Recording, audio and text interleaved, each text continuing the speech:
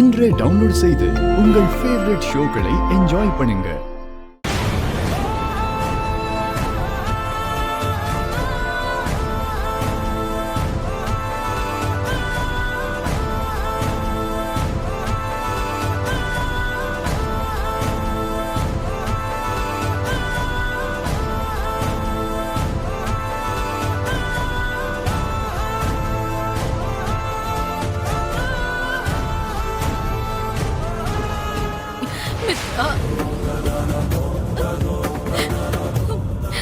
நான் சொல்லிக்கிட்டே இருந்தேன்ல, அவன் என் பேச்ச கேட்கவே இல்ல.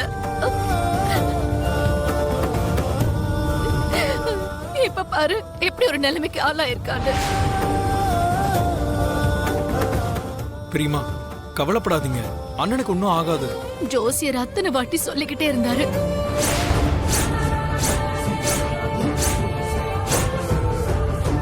மித்ராவுக்கு ஆபத்து இருக்குன்னு சொல்லிக்கிட்டே இருந்தாருல்ல.